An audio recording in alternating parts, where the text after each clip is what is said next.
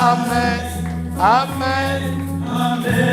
Des cris de joie, des cris de joie, des cris de triomphe, des cris de célébration. Alléluia. Amen. Merci beaucoup. Si on peut prendre place. Dans sa merveilleuse présence. Et je vous salue au nom de notre Seigneur Jésus. Ce Dieu qui est bon et qui a permis que nous puissions encore être là ce matin pour le célébrer. Et nous bénissons Dieu pour votre présence ici ce matin, vous qui avez honoré tout simplement à la sainte convocation de Dieu. Et à toutes les personnes qui sont au soleil, même si vous êtes au soleil là-bas, restons en prière. Parce que Satan ne part pas en vacances. Même si tu es en train de mouder, mais il faut rester focalisé. Ouais. Profitez bien de vos vacances là où vous êtes. Et que le nom de l'Éternel soit béni. Nous saluons toutes les personnes qui nous suivent au travers des médias aussi. Que Dieu vous bénisse. Merci pour votre fidélité, pour la confiance que vous nous faites. Et nous espérons que Dieu vous parle justement au travers des messages que nous annonçons ici. Amen. Avant de commencer la parole de Dieu, nous sommes au mois d'août et donc nous sommes en train de nous approcher de notre date butoir. Le comptable de l'église passera, je pense qu'après le mois d'août, bien sûr, pour faire le bilan de notre projet, du moins du projet de Dieu. Et donc n'hésitez pas, soyez libres avec le Seigneur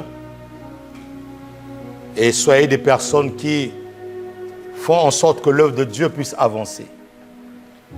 Je l'ai dit et je le redirai toujours, Dieu a des mains que nos mains, Dieu a des pieds que nos pieds.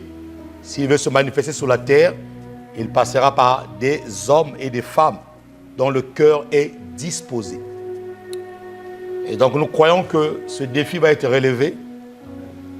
Parce que lorsque Dieu donne une vision, il donne la provision qui va avec. Et j'aimerais surtout que vous puissiez vous sentir libre. Que vous ne puissiez pas être comme dans une forme de contrainte ou de prison. Non. Parce que Dieu ne fonctionne pas comme ça. Dieu fonctionne dans la liberté de l'esprit. Dieu fonctionne dans la conviction dont il met dans nos cœurs. Ce qui est sûr, c'est que le projet est bien avancé. Et nous sommes en train de faire face à quelques tracasseries administratives de la France que nous connaissons. Mais qu'à cela ne tienne, nous sommes des personnes qui ne lâchent pas et qui continuent à croire que cette porte va s'ouvrir.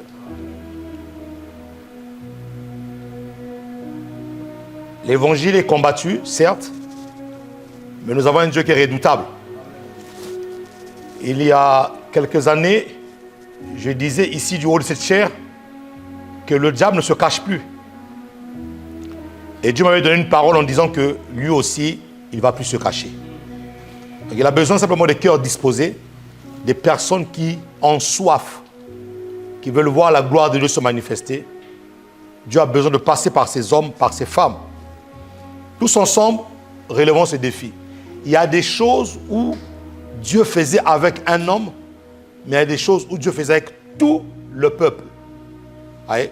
Quand il s'agit de la construction du tabernacle, Dieu a demandé au peuple. Il n'a pas demandé à Moïse, il a demandé à tout le peuple. Bénissons Dieu pour toutes les personnes qui ont déjà commencé à réagir et nous continuons. Amen. Est-ce que tu peux acclamer Dieu pour ce projet?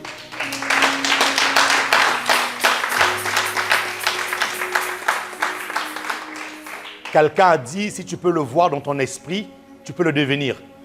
Si tu peux le voir dans ton esprit, tu peux le devenir. Si tu n'as pas vu, tu ne peux pas le devenir.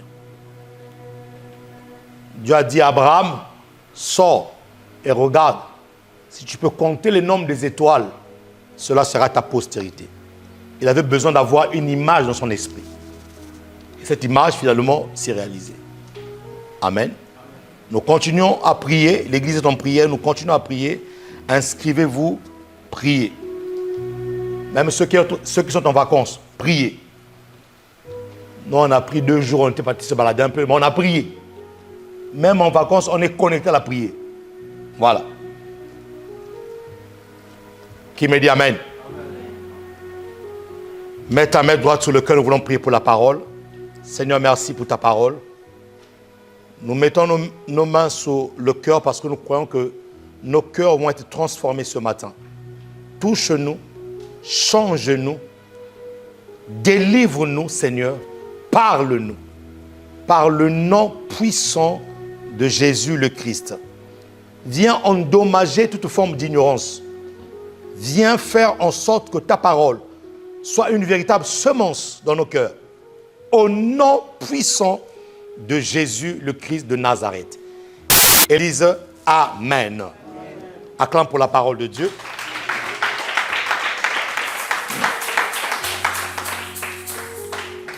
Nous sommes en train de parler du réveil de l'esprit parce que nous avons besoin d'être réveillés dans notre esprit. Nous avons besoin de comprendre. Nous avons besoin d'avoir une lecture spirituelle de la saison par laquelle nous traversons. L'apôtre Paul dit que nous sommes des pèlerins sur la terre. Nous sommes en partance. Nous sommes en voyage. Notre demeure définitive n'est pas la terre. Bien que nous retournerons sur la terre.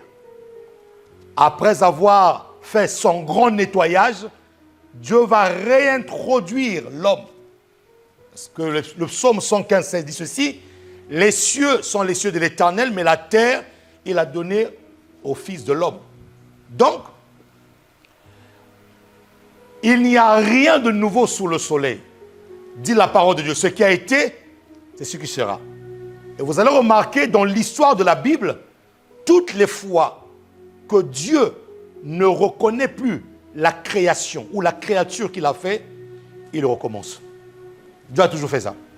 Toutes les fois qu'il remarque que le morphos, que celui que j'ai créé à mon image, cette personne n'est plus intègre. Le mot intègre veut dire n'est plus complet comme je l'avais créé. Dieu dit dans le livre de Genèse, mon cœur ne sera pas toujours vers l'homme, jamais.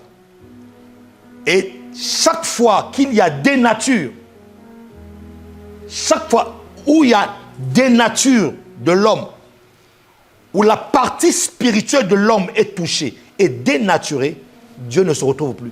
Et qu'est-ce qu'il fait? Il recommence.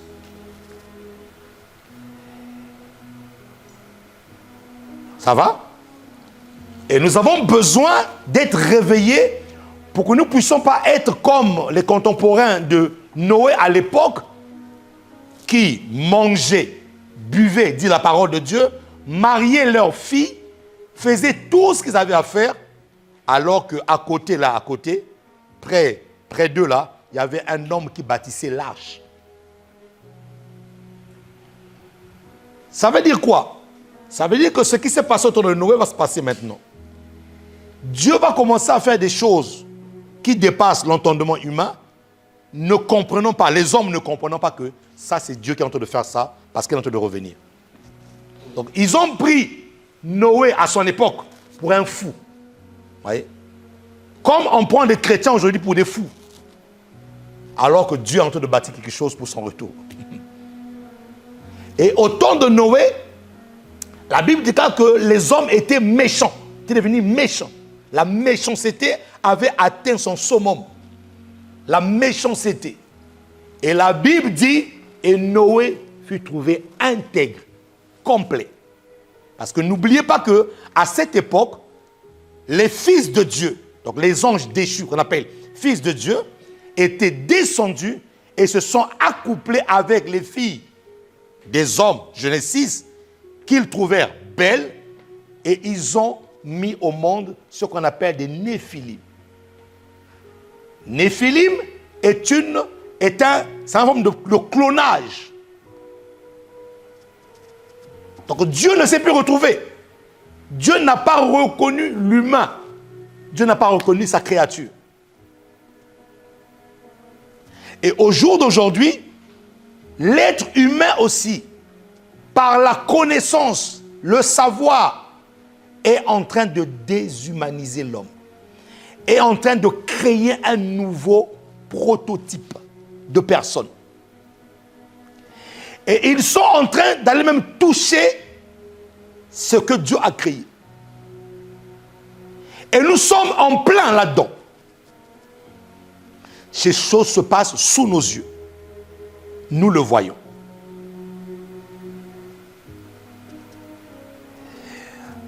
Il y a une expression que Dieu m'a donnée.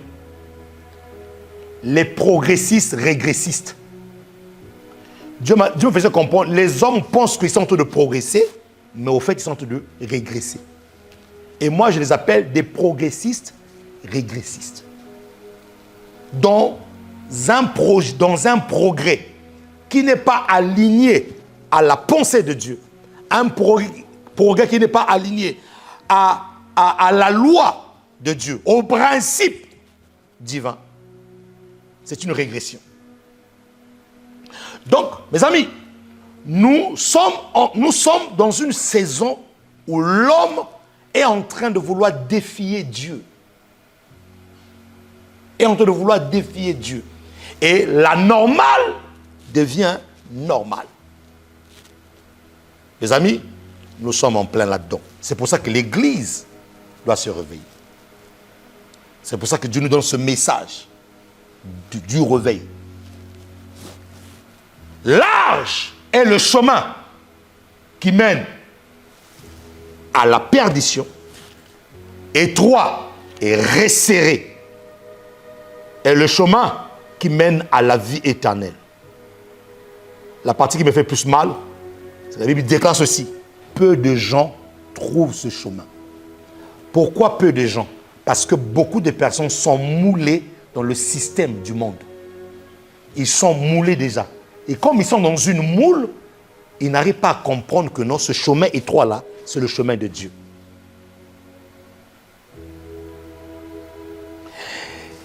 Et je disais il y a quelque temps ici, là, quand tu étais dans le monde, tu exagérais. Mais pourquoi est-ce que quand tu viens dans le Seigneur, tu n'exagères pas? Tu deviens léger et légère. Et Jésus dit, peu de gens trouvent ce chemin-là. Pourquoi? Parce que les gens sont dans une moule où ils veulent aller là où tout le monde va. Tout le monde va à gauche, on va à gauche. Il y a quelque chose qui est sorti, tout le monde doit la voir. Il y a une manière de faire qui est là, nous y allons tous. Et beaucoup de personnes commencent à traiter la Bible d'obsolète. Ah, c'est obsolète. C'est des vieux passages. Ce n'est plus de notre ère. Et comme ce n'est plus de notre ère, que fait l'homme? On commence à enlever même dans la parole de Dieu certains versets bibliques qui choquent. Vous voyez? Certains versets bibliques qui mettent mal à l'aise parce que nous avons maintenant des progressistes. Vous voyez? Nous avons en face des progressistes. Donc quand tu fais sortir un mot qui est biblique, on te dit non, ça ne va pas du tout. Tu es contre. Donc on commence à épulcher la parole de Dieu. On commence à choisir ce qui va faire le commun. D'où le mot écuménisme. Ce qui va nous rassembler tous. Ce qui va nous mettre d'accord. Alors que Jésus a dit dans Matthieu 10, je ne suis pas venu apporter la paix, mais l'épée. Mais l'homme cherche maintenant à être, il faut qu'on soit tous ensemble, ce n'est pas un problème. Nous progressons. Nous sommes en train de progresser.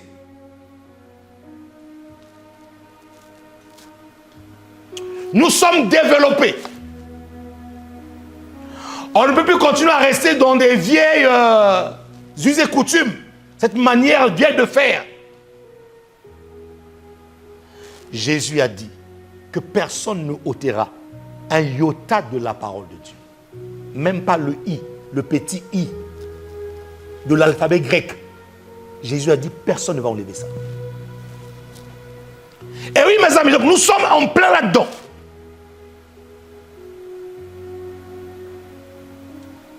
Nous sommes en plein là-dedans.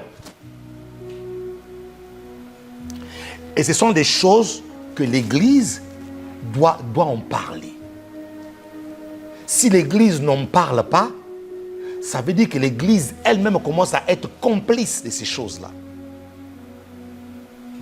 Dieu aime tout le monde. Mais Dieu n'est pas pour tous les systèmes. Je répète ceci. Dieu aime tout le monde, mais Dieu n'est pas pour tous les systèmes. C'est pour ça que dans la prière sacerdotale, Jésus prie en disant, Père, je te prie, ne les ôte pas du monde, mais préserve-leur du mal.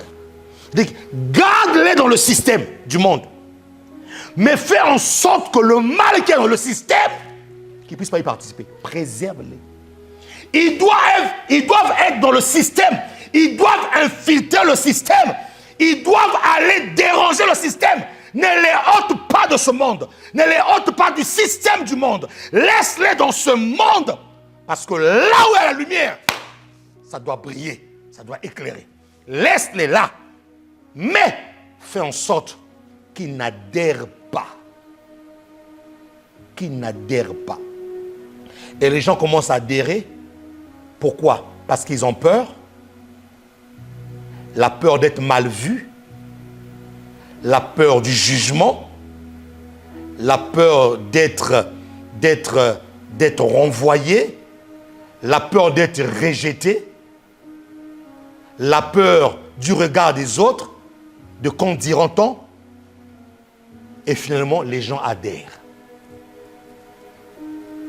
Les gens adhèrent. Les gens acceptent. Même quand au plus profond de ton cœur, tu sais que ce n'est pas ça. Mais puisque tu veux faire genre, puisque tu veux te faire aimer, puisque tu veux te faire accepter, voyez, tu adhères. Je vous ai dit le dimanche dernier ici que Carrefour est en train d'expérimenter l'achat avec la puce électronique. Ça y est là déjà. Je ne suis pas d'avis de ceux qui disent que c'est déjà la marque de la bête. Non. Moi, je dis que c'est le processus de la marque de la bête. On est dans le process là. Parce qu'il y a une phrase qui nous interpelle dans la parole de Dieu, c'est que personne ne pourra ni acheter ni vendre. Donc, voyez encore, là c'est quoi? Là encore, l'homme est dans le faire commun. On veut nous adhérer dans un faire commun qui n'est pas de Dieu. Alors, j'aime Ésaïe 55. Venez acheter sans argent. Venez acheter du lait et du miel. Au fait, je pense que Ésaïe était en train de prophétiser pour ce temps-ci. Au fait, Ésaïe parlait aux enfants de la lumière pour ce temps-ci. Il dit, venez acheter le lait et le miel. Il dit bien sans argent. Mais Ésaïe, comment est-ce qu'on peut acheter sans argent? Est-ce que tu es en train de contredire? Non, il ne se contredisait pas. Ésaïe est en train d'annoncer une période, cette période dans laquelle nous sommes, qu'il arrivera un moment donné où, puisque les gens voudront faire le faire commun dans la marque de la bête, vous les enfants de Dieu, si vous refusez d'adhérer à ces choses-là, vous allez vivre par la foi. Il est en train de dire que vous allez vivre par la foi. Parce que le système du monde fait que pour échanger, pour acheter, pour avoir, il faut de l'argent. Mais Ésaïe dit, venez acheter le lait et le miel sans argent. C'est comment on va faire? Donc, il a annoncé... Pardon? Le vin et le lait, merci. Il annonçait que l'Église, où les enfants de la postérité d'Abraham vont entrer dans une saison où la marque de la bête sera tellement présente. Tu ne pourras ni acheter ni vendre si tu n'as pas cette marque-là. Alors maintenant, comment les élus vont vivre? Les élus vivront par la foi. Les élus vivront par la foi. Donc, mes amis, nous allons être dans nos maisons comme ça, là, puisqu'on ne peut pas aller acheter. Nous allons être dans nos maisons, nous sommes là. Père, mon ami, on va vivre des miracles extraordinaires. Où le ciel va s'ouvrir, la manne va descendre du ciel. Les gens ne vont pas comprendre, mais ces personnes-là, ils ne mangent pas ce que nous on vend dans des... Mais ils font comment pour vivre? Et c'est là où la parole de Dieu dit que l'homme ne se nourrira pas seulement de pain, mais de toute parole qui sort de la bouche de Dieu.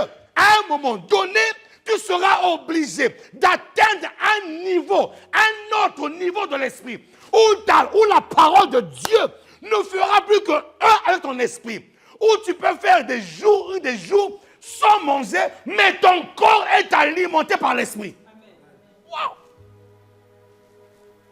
Ton corps sera alimenté par l'esprit.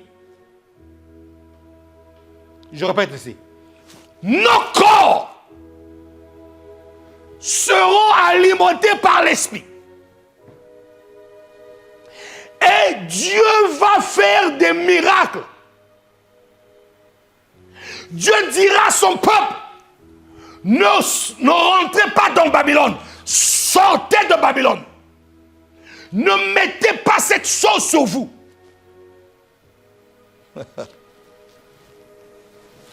J'étais en train de voyager. On est parti faire le test de Covid.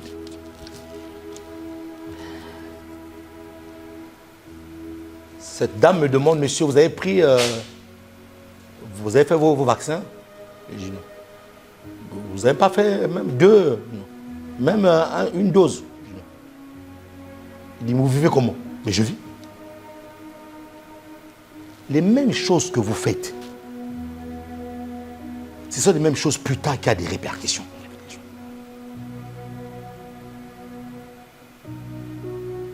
Maintenant, suivez-moi très bien. Il faut être équilibré. Je ne suis pas en train de condamner ici ceux qui l'ont fait. Parce qu'à chacun sa foi. Attention, à chacun sa foi. Moi, j'ai une foi qui me dit que chaque matin, les cellules de mon corps sont renouvelées par le Saint-Esprit. Ça, c'est ma foi. Oui. Parce que la Bible dira que le juste vivra par sa foi. Pas par la foi, sa foi. Donc à un moment donné, il faut que toi-même, par ta foi, selon la parole de Dieu, que tu puisses dire ça là, pas moi. Moi je suis comme ça. Ça là, pas moi. La Bible dit ceci. Ça là, pas moi. La Bible dit ceci. C'est la foi. Donc, mes amis, j'ai envie de dire ceci. Le temps est arrivé pour l'Église de ne pas jouer avec sa vie chrétienne. Le temps est arrivé pour l'Église d'être des personnes qui sont chargées dans l'esprit. Pas dans leur chair, dans leur esprit. Ils doivent charger la parole. Ils doivent charger la présence de Dieu. Et oui, parce que le temps des martyrs arrive. Nous avons connu des martyrs dans la parole de Dieu, mais je vous annonce que le temps des martyrs arrive. J'avais annoncé ici il y a quelques dimanches, on dit ceci, après les JO, l'après-JO annonce une nouvelle saison spirituelle sur la France, et même pas sur la France, dans le monde. Les gens croyaient que, mais vous allez voir, ça a même commencé déjà, l'après-JO. Vous avez vu des jeux, mais ce n'était pas des jeux. Tous les symboles spirituels étaient là, présents. À tel point où les gens se disent, mais c'est des jeux ou c'est autre chose? Comment est-ce que c'est les jeux, mais on nous présente autre chose? Mais c'est ça parce que vous ne comprenez pas. Parce que l'ennemi, quand tu veux travailler, il choisit toujours le moment où il y a des masses. Le moment où il y a la masse. Voilà. Au moment où il y a la masse, où il y a un événement de grande envergure, c'est là où il marque son coup. Pourquoi je vous parle comme ça?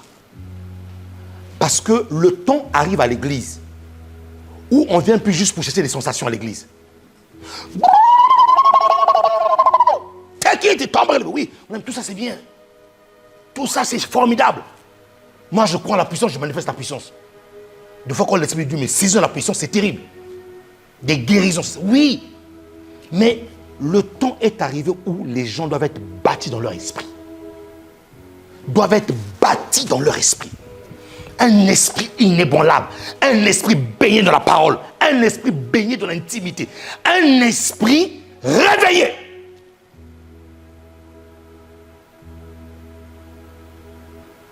Donc, le temps est arrivé où on ne vient plus à l'église pour chercher le sensationnel. Prêche, pasteur! Ah, homme de Dieu, yes! Que Dieu te bénisse! Mon ami, ce temps-là est fini. C'est le temps de l'enracinement. Écoutez-moi ce mot-là. Enracinement. C'est le temps où tu dois être enraciné dans la parole. Dans la présence de Dieu. Où plus rien ne te fait peur.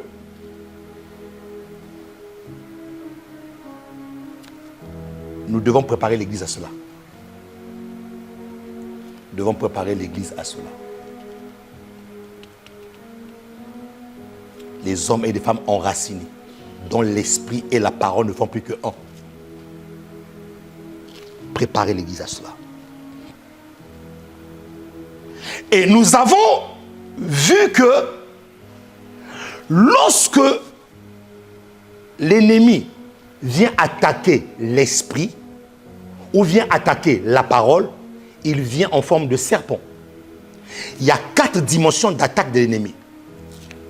Le diable, nous avons dit, diabolos, qui veut dire celui qui calomnie, celui qui profère des faux propos. Et c'est là où j'avais dit que évitez dans l'église des groupuscules où on calomnie des gens. Si vous êtes dans des groupes où on calomnie des gens, vous êtes des diabolos. Ça peut choquer, mais le mot dia, deux, bolos, donc 2 personnes, groupe de personnes qui sont là en train de mal parler, en train de proférer des sales, des faussetés. La dimension de Satanas, qui veut dire adversaire. La dimension du dragon dans Apocalypse, le grand dragon, lui qui ne vient qu'au moment où tu accouches une vision. Parce que le grand dragon était là lorsque la femme de l'Apocalypse était prête à accoucher. Lui, il est venu pour détruire la sémence. Donc le dragon, lui, il vient pour venir anéantir tes commencements. C'est parce que quand tu commences quelque chose, recommande toujours le commencement à Dieu. Parce qu'il y a une dimension de l'attaque de l'ennemi qu'on appelle le dragon qui détruit le commencement. Dès que tu commences, lui, il est anéanti. Maintenant, quand il s'agit d'attaquer l'esprit, il ne vient pas en tant que Satanas, ni Diabolos, ni... Non, il vient en tant que serpent. Pourquoi? Parce que dans le serpent, il y a la ruse et la sagesse. Or, la sagesse, c'est la sophia, l'intelligence, l'intellectualisme qui touche l'esprit. Donc, le diable sait que s'il vient avec les cornes, comme au moment de les films là, il ne pourra pas t'atteindre. Il le sait. Il va venir par quelque chose qui est très subtil. La parole, la subtilité. Lorsqu'il est venu attaquer Jésus-Christ, il n'est pas venu comme étant Satanas avec... Non. Il est venu avec la parole. Parce que nous avons dit que quand tu emploies la parole a la capacité d'atteindre l'esprit. C'est la parole qui atteint l'esprit. N'oubliez pas que là où il y a la parole, l'esprit est sensible. Et là où il y a l'esprit, la parole aussi devient sensible. Parce qu'au commencement, la Bible dira que l'esprit de Dieu se mouvait. Mais tant qu'il n'y avait pas la parole, il n'y avait pas de miracle.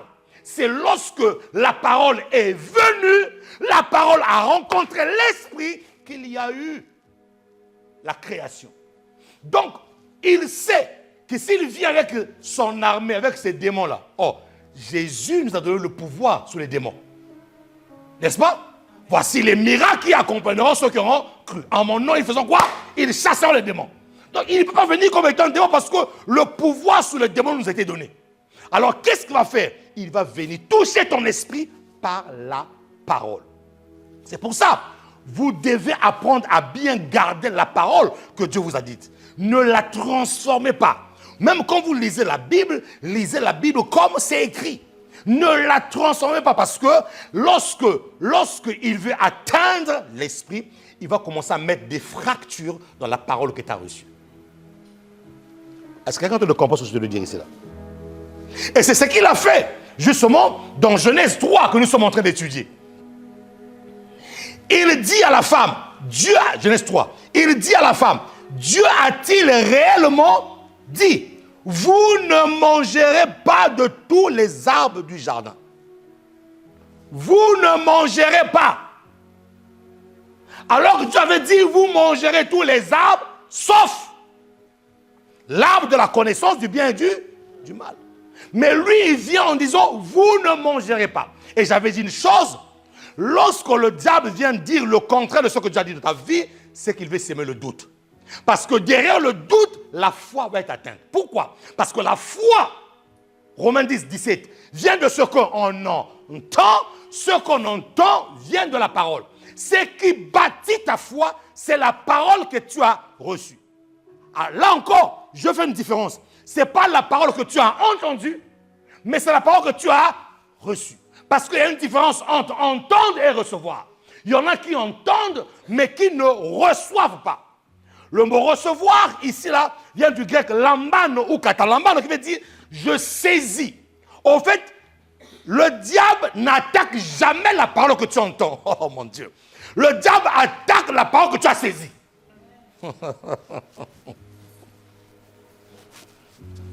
C'est pour ça que j'ai dit une chose. Que le temps est arrivé à l'église où on doit sortir de l'euphorie spirituelle. Alléluia, prêche l'homme de Dieu. Non! Il est temps de bâtir des vies. Il est temps de bâtir l'esprit des hommes. Et il faut saisir. Donc, lorsque il te dit le contraire de ce que Dieu a dit, il est en train de chercher une fracture dans la parole. Vous voyez? Dieu a-t-il réellement dit, vous ne mangerez pas? Non, ce n'est pas ce que Dieu a dit. Dieu a dit, vous mangerez de tout, sauf. Et c'est à toi de connaître la parole de Dieu.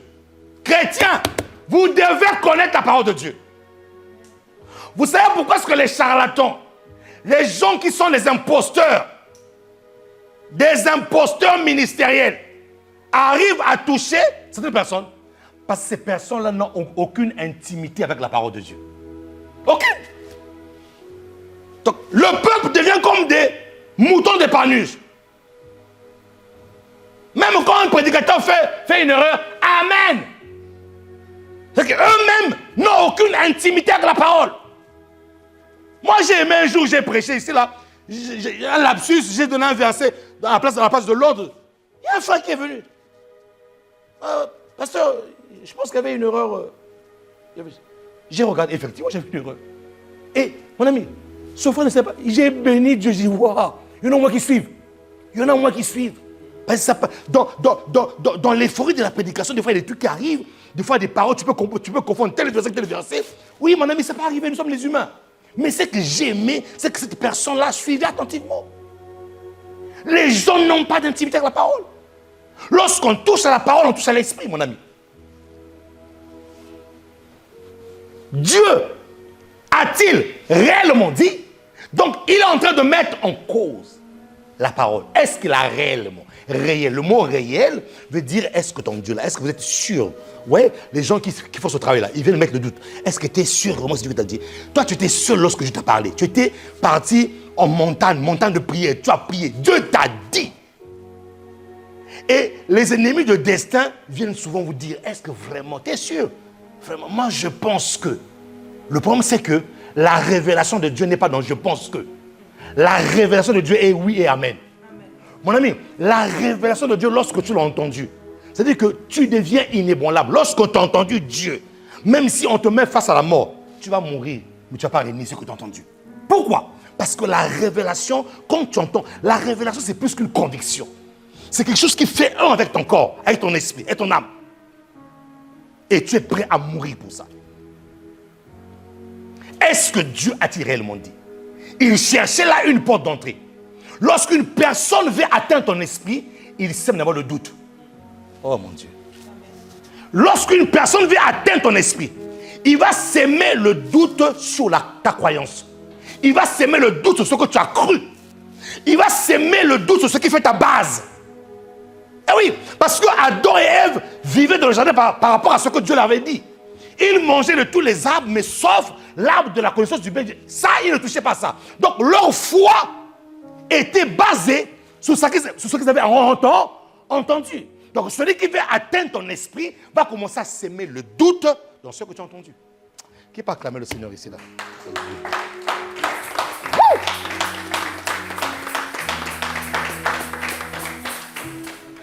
Ça veut dire que la parole de départ garde l'esprit. Ça veut dire que la parole a la capacité de garder l'esprit d'une personne.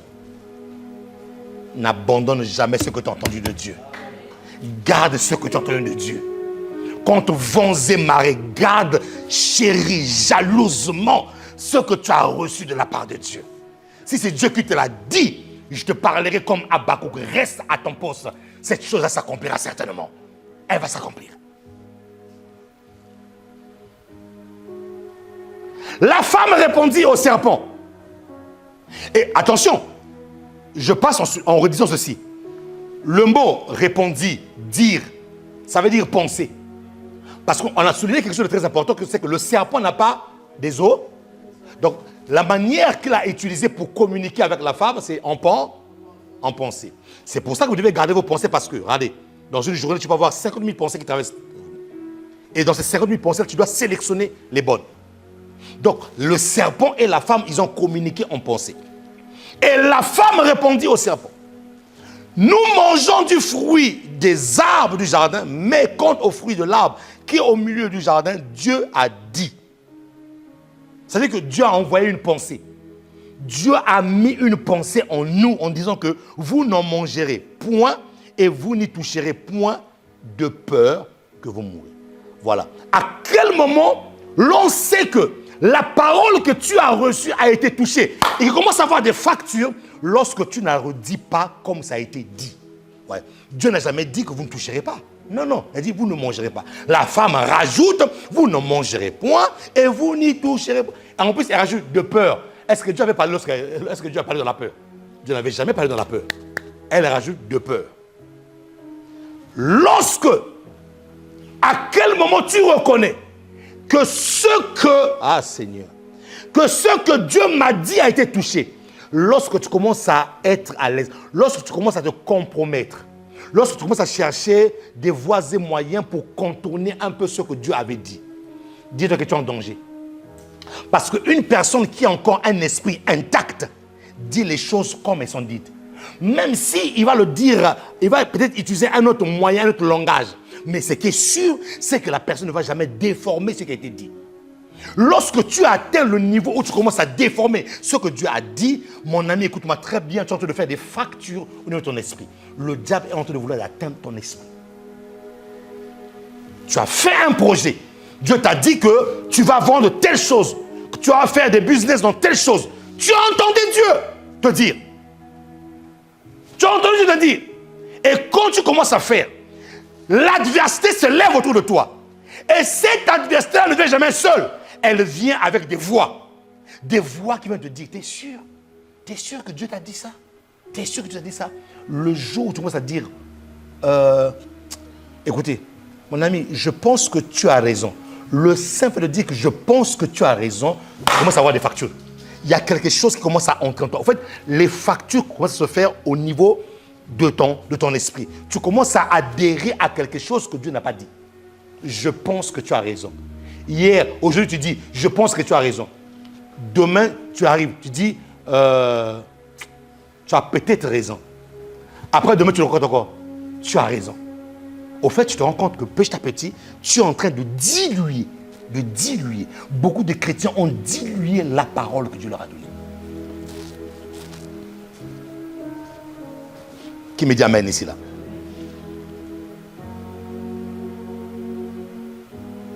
C'est le dérèglement du langage dû au doute sémé dans l'esprit. Vous voyez, le langage a changé parce que le doute a été sémé dans l'esprit. Le verset 4 dit quoi?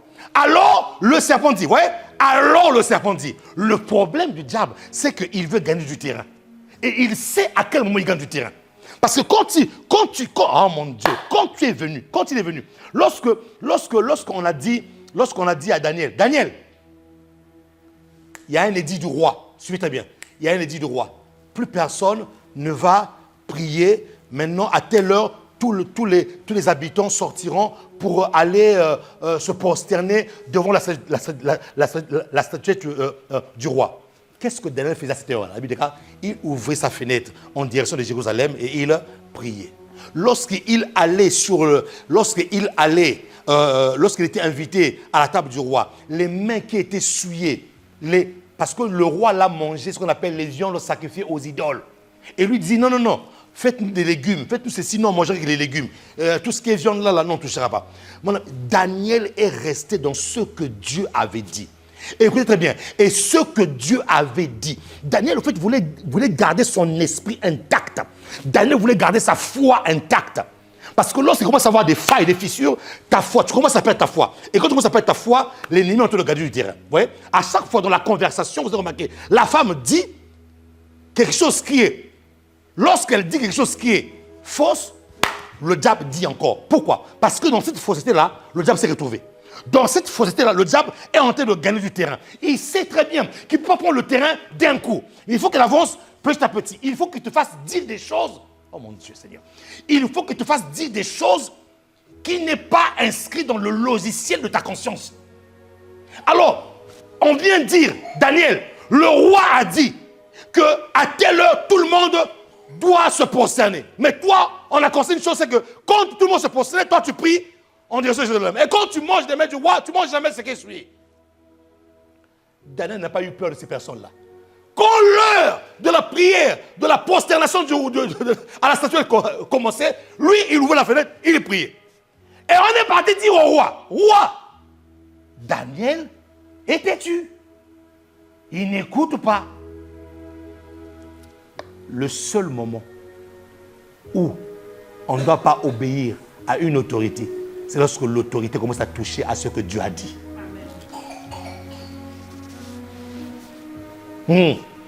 C'est lorsqu'on commence à toucher à ce que Dieu a dit.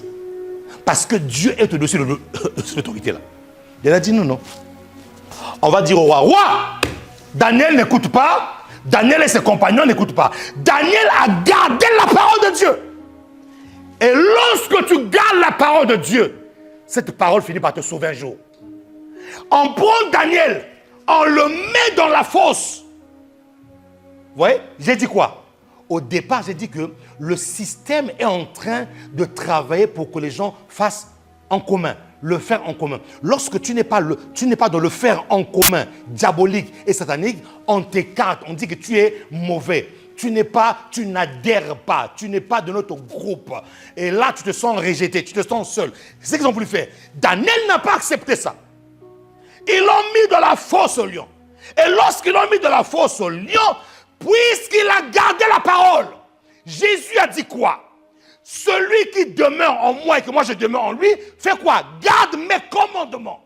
Puisque eux, ils ont gardé le commandement. Le commandement qu'ils ont gardé a fait que le lion de la tribu de Juda a apparu dans la fosse au lion. C'est lorsque nous gardons la parole que cette parole-là, authentique, devient vraie dans notre vie. Daniel n'a pas changé de parole. Et ça n'a pas suffi. Ah, mais il n'écoute pas toujours. On le prend. Mettez-le dans une fournaise chauffée 7 fois. Ils ont chauffé.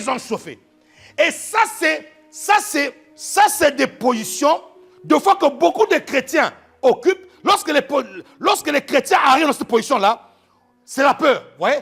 La peur commence à gagner, le doute, la foi. Daniel dit non.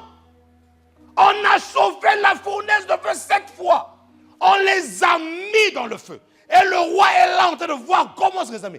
Puisque tu as gardé la parole. Oh, j'entends dans mon esprit Dieu me dire, garder la parole, c'est garder sa vie. Ils ont gardé la parole. Ils ne se sont pas... Leur esprit l'esprit n'a pas été touché. La foi était là. Ils ont mis ces hommes au feu. Et le feu est en train de brûler. Je dis à quelqu'un ici là, même si on te met dans le feu, ce feu-là ne te consumera point au nom de Jésus de Nazareth. Le feu est en train de brûler. Et là, ce n'est pas le lion qui apparaît, c'est le quatrième homme qui avait, la Bible déclare, l'aspect du Fils de Dieu. La parole fait chair. L'incarnation de la parole de Dieu est venue dans cette fournaise de feu. Qu'est-ce que j'ai envie de dire? J'entends dans mon esprit ici là, oppression. Il y a quelqu'un qui a de subir des pressions et il veut lâcher. Je dis à cette personne-là, ne lâche pas, garde la parole que tu as reçue. Je dis à cette personne, garde la parole que tu as reçue. Lorsque tu honores la parole finit par t'honorer. Dans la fournaise de feu, le quatrième homme, celui qui avait l'aspect du Fils de Dieu, était là au milieu d'eux. Pourquoi? Parce que Daniel a gardé la parole. Le diable n'a pas gagné du terrain. Le diable n'a pas changé le logiciel de sa parole qu'il avait reçue de la part de Dieu. Non. Cela t'arrivera au nom de Jésus de Nazareth. Ça t'arrivera. Tu honores la parole t'honore. Tu abandonnes la parole, tu n'as plus de foi. Et tu n'es tenu par rien du tout.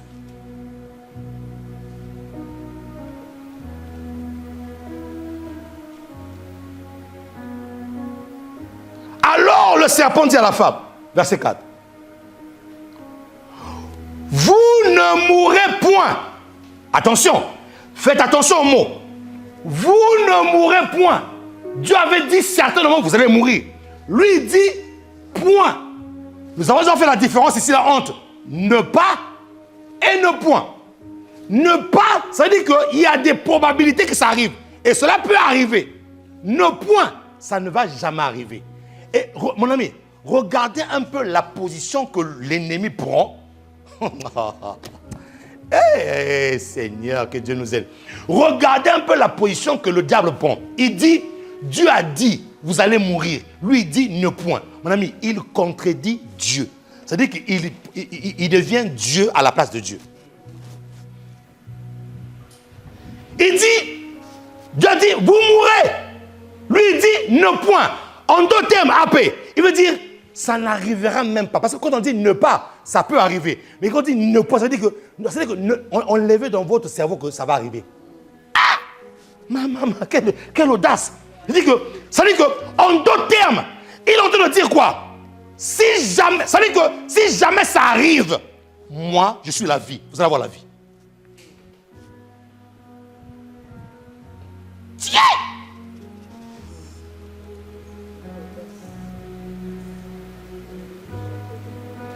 Il est en train de dire que vous n'allez pas mourir. Moi, j'ai la vie. Celui qui vous parle là, c'est la vie. Vous voyez? Il y a des personnes comme ça qui ont la prétention de dire des choses sur votre vie en croyant que non, c'est ça. Que eux, c'est eux le sommet.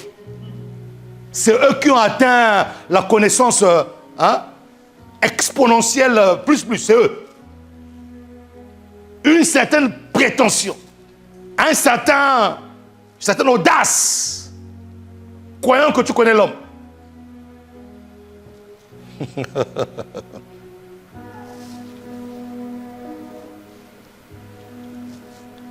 Mais Dieu sait.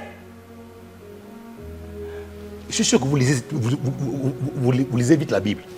Mais Dieu sait. Donc, non seulement il dit que vous allez point mourir, c'est-à-dire que enlevez ça dans votre cerveau, vous n'allez pas mourir. Deuxième chose, Dieu sait.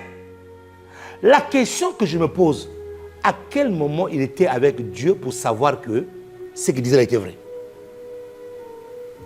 Dieu sait. Et il confirme, hein, Dieu sait. Donc c'est comme si Dieu et lui, ils ont dealé. Ils ont fait un deal.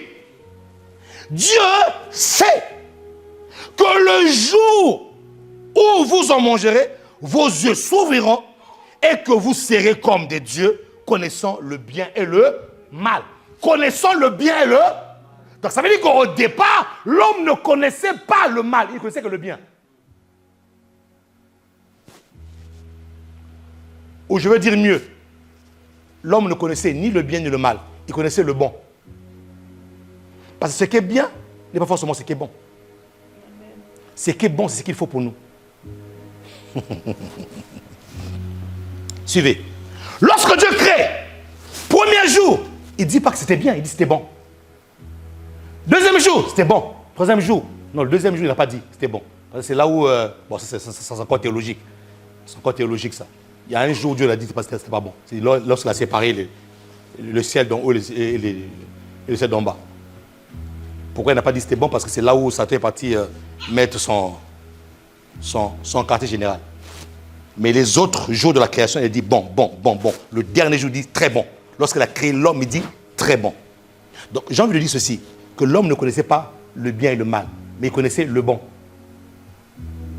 C'est lorsqu'il a mangé le fruit de l'arbre de la connaissance du bien et du mal qu'il savait maintenant ce qui est bien, ce qui est bon. Et ce qui est bien et ce qui est mal. Le bon était parti. Bon, je n'ai pas envie de rentrer ici dans des trucs. Mais ce qui est sûr, c'est que comprenez une chose. Comprenez que, déjà le vous ne mourrez point montre que lui aussi devient le dispensateur de la vie. Et qu'en obéissant à sa proposition, vous vivrez. Or, j'ai dit le dimanche dernier, lorsque le diable dit que vous vivrez, au fait, cette vie-là, c'est une vie sans Dieu qu'on appelle la mort. Quand il dit, vous vivrez, oui, tu vas vivre. Parce que la mort ici, là, n'est pas que la mort physique où tu parles, non. La mort ici, là, c'est la séparation de Dieu avec l'homme. Donc, quand il dit que vous vivrez, oui, vous allez vivre. Mais vous allez vivre sans Dieu. Vous allez vivre avec la connaissance de ce qui est bien et de ce qui est mal.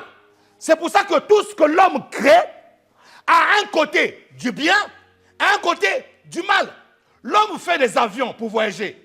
Où les hommes faisaient 10 jours, 15 jours, 20 jours pour atteindre un point B. Maintenant, en une journée, ou même pas, en 3 heures, en 4 heures, 5 heures, tu quittes là, tu es là-bas. C'est bien. Mais le mal dans ça, c'est quoi? C'est qu'il suffit qu'un technicien n'a pas oublié de serrer une vis. C'est le crash. Donc tout ce que l'homme fait, il y a le bien et le mal. À cause de la connaissance du bien et du mal qu'il a mangé, en lui, il y a le bien et le mal. L'homme devient cupide. La course effrénée du gain. Je vais avoir. La couche de zone en train de s'abîmer, mais il ne vaut même pas ça. Il est tellement en course avec. Il fait des choses bien, mais dans le bien, on trouve le mal. Donc, il te fait du bien, mais avec un goût amer derrière. Ça, c'est pas bon, ça. Dieu a créé le bon. Dieu a créé le bon.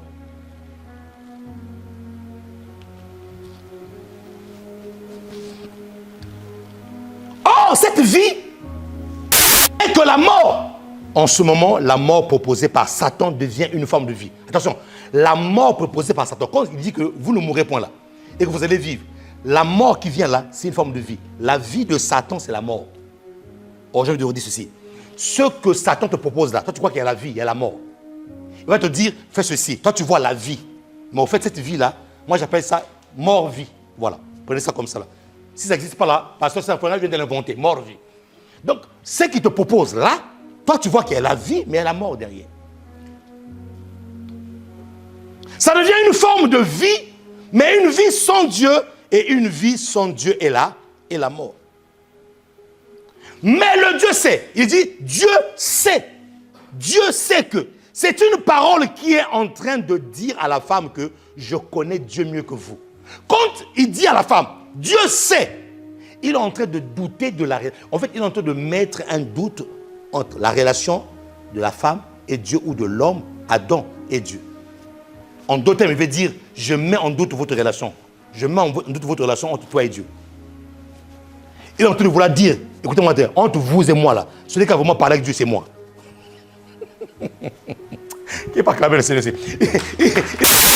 Celui qui a vraiment parlé avec Dieu, c'est moi.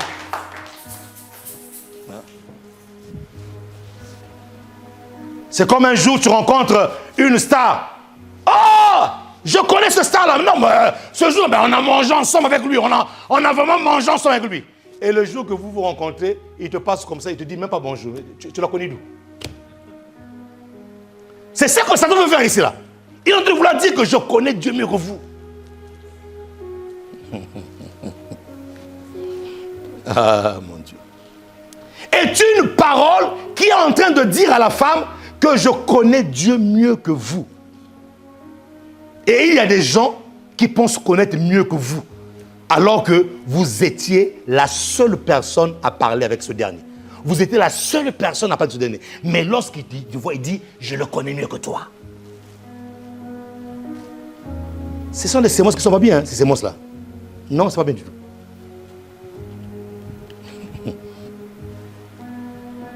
Maintenant, lorsque la parole qui gardait ton esprit est fracturée et que ton esprit est accessible, lorsque la parole est fracturée, ton esprit devient accessible à une autre parole, à une autre sémence. Lorsque la parole qui gardait ton esprit a été touchée, ton esprit devient accessible. En ce moment-là, le diable peut s'aimer dans ta pensée tout et n'importe quoi. Parce que ton esprit n'est plus gardé. Ton esprit n'est plus gardé. Et cette sémence de l'ennemi te donne une autre connaissance que celui que tu avais. Parce que je vous signale une chose, que Adam et Ève, avant de manger l'arbre de la connaissance du bien et du mal, ils avaient une connaissance. Mais une connaissance qui ne venait pas de l'arbre de la connaissance du bien et du mal. Je veux que vous compreniez ça. Ce n'est pas qu'ils ne connaissaient pas. Ils avaient la connaissance de Dieu, selon Dieu. Mais ils n'avaient pas la connaissance qui venait de l'arbre de la connaissance du bien et du mal. Regardez plus loin. Au verset 6. Regardez. Oh mon Dieu. Que Dieu garde nos esprits. Que Dieu garde nos esprits. Je dis que Dieu garde nos esprits. Verset 6. La femme vit. Je ne sais pas si vous vous êtes rendu compte comment est-ce que le diable a gagné du terrain. Toutes les fois que la parole que Dieu t'avait donnée, je répète ceci, reste intacte, il est là devant, il ne peut pas toucher. Lorsque tu modifies un tout petit peu la parole, même une lettre, lui, il a pris du terrain, il avance. Tu modifies encore, lui, il avance.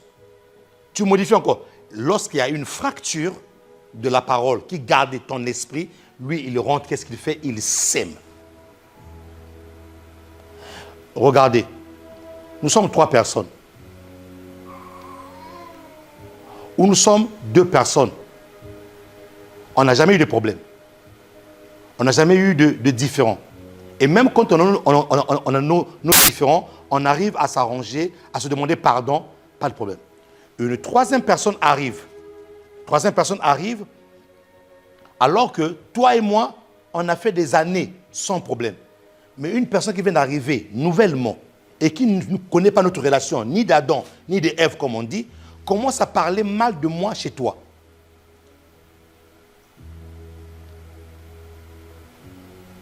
C'est ce que Satan fait là. Il commence à parler mal de moi chez toi. Et toi, le jour où tu dis oui à ce qu'il vient de dire, tout de suite là, ton regard vis-à-vis de moi a changé. C'est pour ça qu'il y a des gens que vous ne comprenez pas. Vous étiez bien. Mais depuis qu'il fréquente l'autre là, non, je ne parle pas de toi, je parle de ton voisin, l'autre là. Depuis qu'il fréquente l'autre là, tu as l'impression qu'en fait, vos relations ont subi un coup. Tu as l'impression que la personne ne te regarde plus comme avant. Parce que derrière toi là, la troisième personne est entrée. Lorsque la troisième personne est entrée, la personne a libéré la parole qu'il veut garder, la relation qu'il veut garder. Il a fait une ouverture, ça a été fracturé. Il a donné accès à son esprit pour qu'une autre sémence entre. Je ne sais pas si vous comprenez ce que je dis là. Alors que la personne envers qui il est en train de s'aimer, le désordre, c'est une bénédiction que Dieu t'avait envoyée. Et c'est comme ça que beaucoup de personnes loupent leur bénédiction de vie. Dieu t'a mis avec une personne discerne ta destinée, il t'envoie une mauvaise personne qui vient s'aimer la zizanie. Mon ami, quand vous avez compris ça, vous deux là, mettez-le au milieu. Faites comme chez nos pays. Il ne va plus jamais revenir. Il ne va plus jamais revenir. Mais lorsqu'il trouve une porte d'accès, lorsqu'il trouve à dire, oui, je pense que lui prend du terrain. C'est pour ça que vous devez être ferme dans ce que vous dites. J'ai enseigné ici, là, à l'école du ministère, où je leur ai dit, apprenez à leur donner ce qu'on appelle le vent du Nord. Quand une personne vient dire n'importe quoi, alors que la chose n'est pas bien, donne-lui seulement. Vous savez, il y a des regards qui veulent tout dire. Tu le regardes seulement d'un air. L'air pour dire que non, ce que tu dis là, c'est pas d'accord. Je ne suis pas d'accord avec toi. Il arrêtera. Mais s'il commence à voir que non, tu lui donnes une oreille attentive et que tu commences à adhérer, c'est fini. Et je connais beaucoup de relations comme ça là, qui se sont abîmées à cause des personnes comme ça. Je déclare ta vie, ça t'arrivera pour le nom de Jésus de Nazareth. Ça t'arrivera pas. Après avoir fait tout ce process, suivez le verset 6. Là, je vous ramène en fait, verset par verset pour que vous puissiez comprendre en fait, comment est-ce que l'esprit peut être détourné de la face de Dieu. Le verset 6 dit quoi? La femme vit que l'arbre était bon à manger et agréable à la vue. Question. Est-ce que la femme ne voyait-elle pas cet arbre? Est-ce que la femme ne voyait pas-elle ce fruit? C'est ce jour-là que ce fruit est devenu bon. Est-ce que ce fruit n'était pas bon avant? Est-ce qu'avant ce fruit a été amer? Ce jour-là, ce fruit est devenu bon. Vous savez pourquoi? Parce que sa conception de la chose avait changé. Parce que sa manière de voir le fruit avait changé. La femme vit. Et lorsqu'on parle de vie ici, là, le vie ici, là, ça voit une vision. Elle a eu une vision. Et c'est comme ça que beaucoup de personnes qui avaient leur vision ont été détournées de leur vision parce qu'ils ont donné leurs oreilles à n'importe qui. Ils avaient une très bonne vision.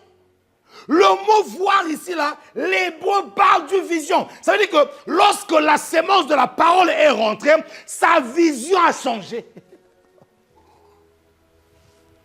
Sa vision a changé. Elle a eu une vision que le fruit qui était amer hier est devenu succulent aujourd'hui. Le fruit qui était défendu hier peut maintenant être mangé aujourd'hui. C'est une vision qu'elle a eue. Oh, que Dieu garde ta vision. Oh, je parle qu'est-ce que Dieu garde ta vision. Oh, je dis que Dieu garde ta vision. N'abandonne pas ta vision que je t'ai donnée. Garde ta vision. Le vie, c'est avoir une vision. Donc, la femme se voyait déjà en train de manger le fruit. Elle se voyait déjà. Parce que la vision, c'est quoi? La vision se définit comme comment tu te vois en train de devenir. Tu te vois en train de devenir qui demain? Donc, elle, lorsque la parole est venue, ça a changé sa vision. Et elle a commencé à se voir en train de manger. Elle n'avait pas encore posé l'acte. Mais dans son mindset, dans ses pensées, le fruit était déjà consommé. Je ne sais pas si vous voyez la démarche. Je ne sais pas si vous voyez la démarche. Parole de Dieu, fracture de la parole, accessibilité à l'esprit, sémence d'une autre parole à l'esprit, et l'action change. La personne qui te respectait aujourd'hui, qui demain ne te respecte plus, qu'est-ce qui s'est passé? La personne qui t'aimait aujourd'hui, qui demain te voit dire je t'aime plus, qu'est-ce qui s'est passé? La parole, fracture de la parole, accessibilité à l'esprit, une autre sémence, une autre action. Je répète, la parole qui garde l'esprit, fracture de la parole, accessibilité à l'esprit, une autre sémence, une autre action. Si tu ne gardes pas ton esprit par la parole, tu vas commencer à avoir d'autres actions. Je disais aux gens ici, là, à une personne, mais quand vous écoutez la musique mondaine, vous donnez vos oreilles, vous donnez accès à la partie spirituelle de cette composition-là de vous affecter. Le problème, ce n'est pas de dire Non, n'écoutez pas la musique mondaine. Non, c'est pas ça le problème. C'est pas ça le problème. C'est pas ça le problème. Le problème, c'est que l'inspiration. Eh Seigneur mon Dieu. Le problème, c'est que l'inspiration, cette inspiration-là vient d'un domaine qui est esprit. Et si cet esprit-là n'honore pas Dieu, tu exposes ton esprit devient une porte ouverte, éligible à la possession des autres esprits. Tu ne vas pas comprendre une chose. Tu écoutes tellement ce musicien-là, mais tu ne vas pas comprendre que la parole est spirituelle. Quand tu l'écoutes, à un moment donné, tes émotions changent. Tes dispositions de cœur changent. Tes envies changent. Tu commences à vouloir t'habiller comme lui. Oui, parce que c'est un esprit. C'est spirituel. Tu commences à vouloir s'habiller comme lui. Et si tu ne fais pas attention, s'il est impudique, s'il a plusieurs bombes à gauche et à droite, toi aussi tu commences à vouloir avoir d'autres bombes à gauche. Alors qu'au départ, tu n'avais pas ces prédispositions de cœur.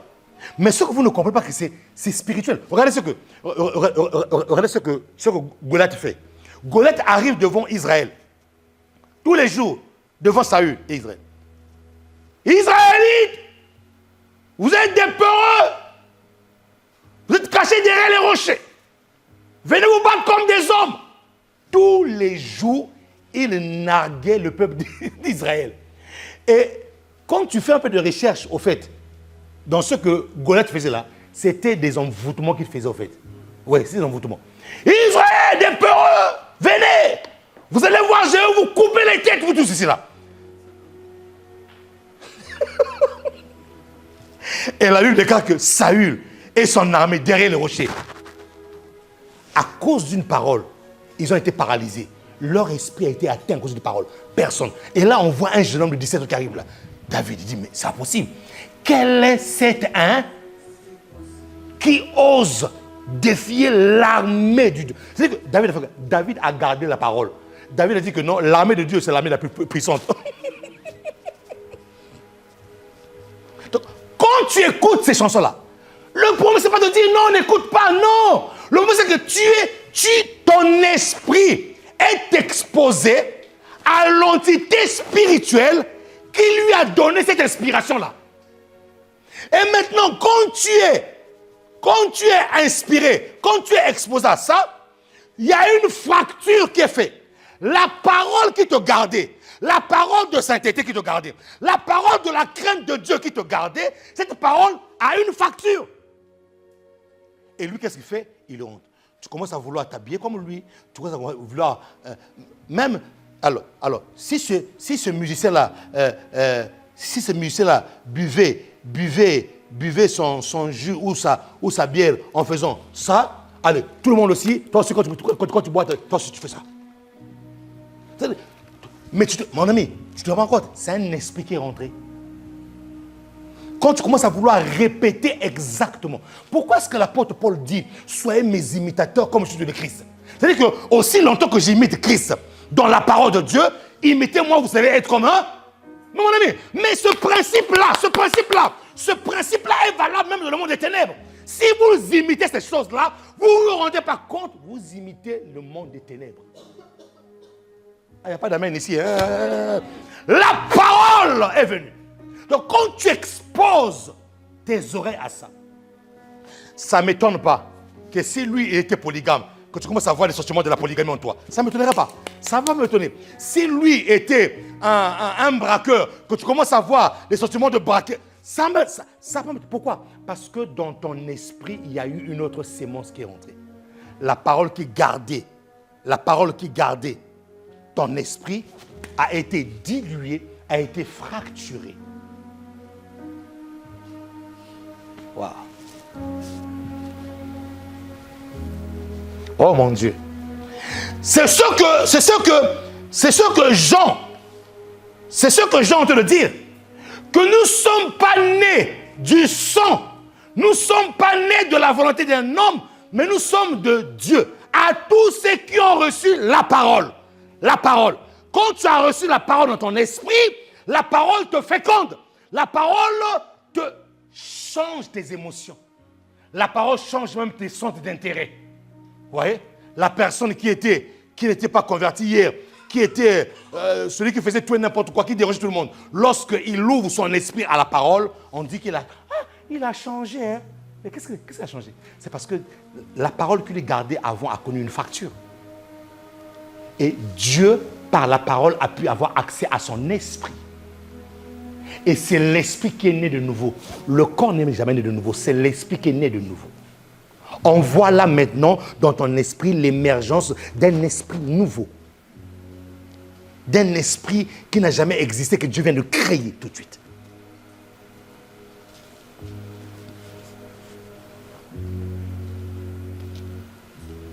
Donc, les amis, le but, c'est pas de vous dire, n'écoutez pas la musique mondaine. Le but, c'est de savoir qu'est-ce qui se passe quand vous écoutez ces choses-là. C'est de savoir qu'est-ce qui se passe. Quels sont les transferts qui se font lorsque vous écoutez les in spirit, des choses inspirées par une autre personne qui n'a pas l'esprit de Dieu.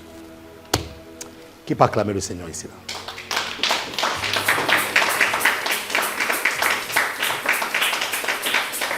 Dis à ton voisin, est-ce que tu comprends, est-ce que tu comprends la parole? Dis à ton voisin, est-ce que tu comprends la parole?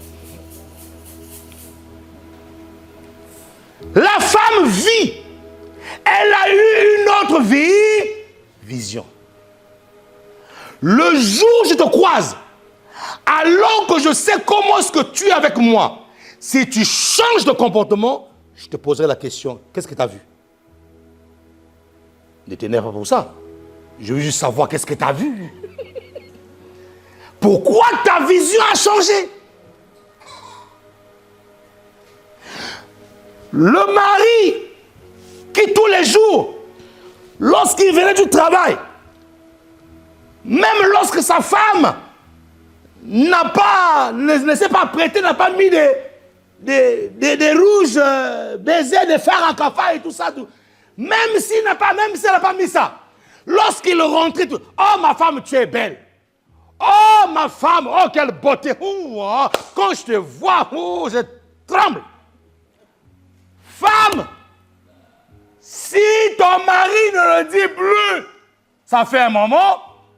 C'est pour ça que j'aime ma femme. Elle dit, ça fait longtemps que je n'ai pas dit je t'aime. Hein? Maman, en fait, il y a tout le problème.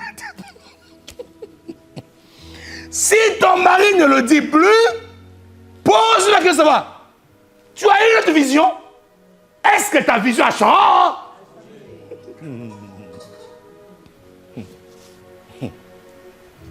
Ça se trouve qu'on travaille là-bas. Il a vu une autre Ève qui passe là-bas, mais elle est terrible cette Ève-là. Donc il faut demander. Comme disait Papa Cambéry, une femme qui dit à son mari, allez, quand je le veux aimer, dis-moi que tu m'aimes. Je t'aime. Dis encore, je t'aime. Pourquoi? Parce que mon ami, la vision change. La Bible, quand elle vit la question, Ève, tu as vu. Mais tu ne te souviens pas que Adam t'avait dit que Dieu nous avait dit que cette table-là. Écoutez-moi très bien. Ève n'a même pas eu peur que son mari puisse se fâcher. Tiens! Elle n'a même pas eu peur que le chef de la maison tape du poing sur sa table et dit non, c'est possible, trahison, Ève, je vais te renvoyer chez tes parents, tu m'as déçu. Non! Elle n'a pas eu. Bien que ses parents c'était Dieu, donc il devait l'envoyer chez Dieu. Elle n'a pas eu peur que son mari, le chef, le képhale, soit touché. Non. Mon ami, quand une personne a changé de vision, faites attention, cette personne devait être très dangereuse. Cette personne est capable de tout faire. Pourquoi? Dans sa vision a changé. Quand la personne ne croit plus, c'est pour ça, arrêtez de perdre votre temps avec ceux qui ne croient pas en vous. C'est une véritable perte de... Dans sa vision, la personne ne croit pas en toi. Tu perds du temps. Mettez-vous avec des personnes qui croient en vous, qui croient à votre potentiel, qui croient que Dieu est capable aussi de faire des choses avec vous. Ça dit qu'il voit des choses en vous. Quand tu te mets avec une personne qui ne croit pas à ta vision, tu perds ton temps. Et généralement, on veut être plus spirituel que cet esprit. On dit que non, c'est pas grave, je vais gêner pour lui, Dieu va le changer. Vas-y, change-le. Elle n'a pas eu peur du chef, de celui que Dieu avait donné l'administration. Il n'a pas eu peur. Sa vision a changé. Elle n'a plus adopté la vision de Dieu. Et comme on dit, quand le peuple n'a plus la vision, il n'y a plus de fin. Quand tu n'as plus de vision, il n'y a plus de fin. La normale devient normale. Elle a eu une vision. Elle se voyait déjà manger le fruit. Et pour comprendre, je termine avec ceci. Pour comprendre ce processus, regardez 1 Jean. Regardez 1 Jean 2, 15. Si vous avez vos Bibles, regardez dans 1 Jean 2, 15 à 16. Vous allez comprendre ce qui s'est passé dans la vie de Ève.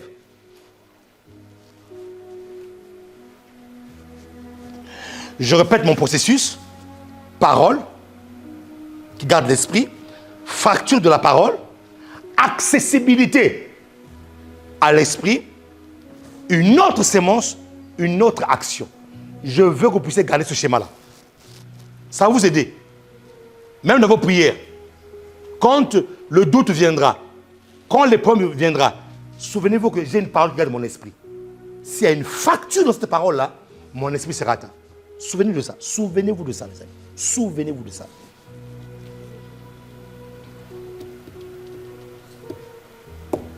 Verset 15. N'aimez point le monde, ni les choses qui sont dans le monde. Si quelqu'un aime le monde, l'amour du Père n'est point en lui. Soit tu aimes Dieu, soit tu aimes le monde. Si tu aimes le monde, l'amour du Père n'est point en toi. Tu n'as pas l'amour de Dieu. Donc quand on dit que tu aimes Dieu là, ouais, des chrétiens qui disent j'aime Dieu, j'aime Dieu, j'aime Dieu. Mais oui, tu aimes Dieu comment? Si tu aimes le monde et que tu aimes Dieu, la Bible est claire. L'amour du Père n'est point en toi, mes amis. Tu ne peux pas aimer le monde et en même temps aimer Dieu. Le cœur partagé, c'est Dieu, n'existe pas. Le cœur partagé, c'est Dieu, n'existe pas. L'amour du monde. Si quelqu'un aime le monde, l'amour du Père n'est point en lui. Verset 16. Car tout ce qui est dans le monde, tout ce qui est dans qu'est-ce qu'il y a? Premièrement, la convoitise de la chair. Deuxièmement, la convoitise des yeux et l'orgueil de la vie ne vient point du Père, mais vient du... Qu'est-ce qui s'est passé dans la vie de Ève? Ève a eu quoi? La convoitise des yeux et la convoitise de la chair. Et Ève aussi a eu quoi? L'orgueil de la vie. Pourquoi? Parce que la chair, c'est quoi? La chair, nous savons, c'est une substance du corps humain recouverte des os et irriguée par le sang. Et la chair, c'est aussi quoi? Les cinq sens. La chair. C'est tout un système. Les yeux dont on parle ici, là, c'est les yeux de l'esprit. La faculté de connaître. Ce n'est pas les yeux physiques ici, là. Ici, c'est la faculté de connaître. C'est les yeux de l'esprit. L'orgueil de la vie. L'orgueil de la vie, c'est celui qui croit en sa propre puissance. Celui qui est orgueilleux de sa vie. C'est-à-dire que, même quand on va lui dire, non, c'est bon. Ne vous inquiétez pas. Mais le gars est en galère. Le gars est galère. Mais tellement qu'il croit en sa propre... C'est-à-dire qu'il est tellement imbu de lui-même. Il croit tellement à sa force, à sa puissance, même quand il n'a rien du tout. L'orgueil de la vie est capable de crever là. Il creve là. Il ne demandera même pas de l'aide. Oui, c'est une personne qui croit en ses propres capacités, en ses propres forces. C'est-à-dire que lui, c'est bon. Les autres, là, c'est-à-dire que Dieu ne peut pas passer par quelqu'un d'autre pour l'aider. Non. L'orgueilleux de la vie, c'est celui qui croit en sa propre puissance et viole même les lois divines. Tellement qu'il croit en sa propre puissance, il arrive à violer aux lois divines. Ces trois choses-là se sont retrouvées dans la vie de Ève. Elle vit la convoitise des yeux, que l'arbre était bon. Et le cas, elle a pris la chair. Donc la chair a poussé. L'information est venue de l'esprit. La chair, la convoitise de la chair, elle a vu que c'était bon. Alors qu'elle n'avait jamais mangé ça, mais elle voit que c'est bon. Ça, c'est la chair. Ça, c'est la chair. La chair te donnera des sensations alors que tu n'as même pas encore touché la chose. Oh, Seigneur. La chair te donne des sensations alors que tu n'as même pas encore touché la chose. Et ensuite, à la fin, l'orgueil de la vie. Elle croyait qu'elle pouvait être plus que Dieu. En obéissant à Satan, tu crois que tu es plus que Dieu. Dieu te dit, fais pas ça. Toi, tu vas faire. Donc, en fait, en deux termes, tu es en train de vouloir corriger Dieu. Que ça t'arrive pas au nom de Jésus de Nazareth. La convoitise des yeux. La femme vit que l'arbre était bon à manger et agréable à la vue et il était précieux pour ouvrir l'intelligence. Le mot précieux ici veut dire convoitise. Elle a convoité. Vous voyez? La convoitise de la chair, elle prit de son fruit, la Bible dit, en mangea et elle en donna aussi à son mari qui était auprès d'elle et il en mangea. Question, pourquoi est-ce que Adam n'a pas résisté lorsque sa femme lui a donné à manger? Femme, je l'avais dit, leadership d'influence. Les femmes, vous avez en vous ce qu'on appelle un leadership d'influence. Non mais Adam ne s'est même pas posé de questions. Il a pris. Le gars connaissait le fruit. Il voit que c'est le même fruit défendu là. Il ne se pose pas de questions, il mange. Hé, femme, qui es-tu? Femme, c'est quelqu'un de... Tiens! Non! Quelle complexité que vous êtes!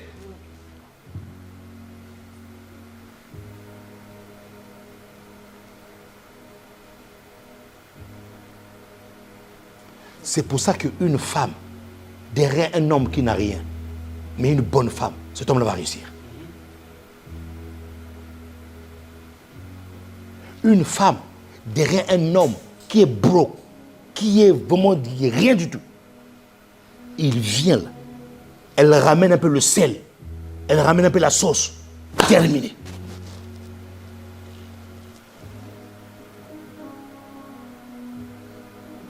Pourquoi Adam n'a pas résisté? Femme, vous avez un pouvoir. Femme, vous avez un pouvoir.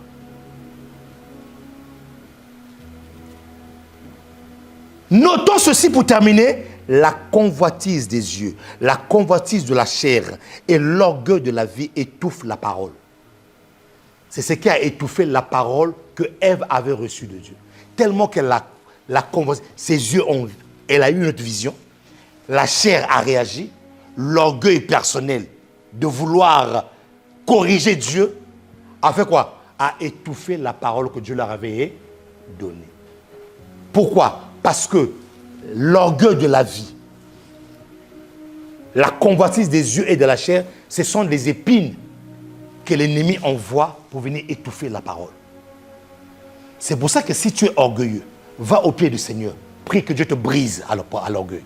Si tes yeux là, tu changes, tout ce que tes yeux voient là, il faut que tu puisses prendre, demande à Dieu, Seigneur, sanctifie mes yeux. Si ta chair, tu es encore conduit par les pulsions de la chair, va jeûner. Les chrétiens ne jeûnent plus pour aller briser la chair, pour aller crucifier la chair. Ils jeûnent souvent pour, papa, donne-moi ceci, donne-moi le mariage. Mais si Dieu donne le mariage, ta chair là risque de détruire ce mariage-là. Parce que tu n'as pas assujetti ta chair. Qui me dit amen ici là? Amen. Ces choses-là, ce sont des épines. Notez bien, ce sont des épines qui étouffent la parole. Et lorsque l'ennemi envoie ces choses dans ta destinée, c'est pour étouffer la parole que tu as reçue. Lorsque la parole sera étouffée, il va y avoir une fracture. Il va y avoir accès à ton esprit. Marc 4, 18 à 19.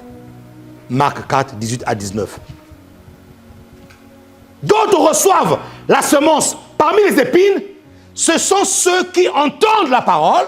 Ils entendent la parole, mais en qui les soucis de ce siècle, tu sais bien, les soucis de ce siècle, du siècle, la séduction des richesses et l'invasion, j'aime ce mot-là, et l'invasion des autres convoitises étouffe quoi là? Parole. Étouffe la parole et la rend infructueuse. L'acte que Ève a posé montrait simplement qu'elle avait entendu la parole, mais elle n'avait jamais enraciné la parole. Acclame le Seigneur. Elle n'avait jamais enraciné la parole. Non, jamais. Elle n'avait jamais enraciné la parole. Elle avait entendu la parole, mais la parole n'avait pas pris racine en elle.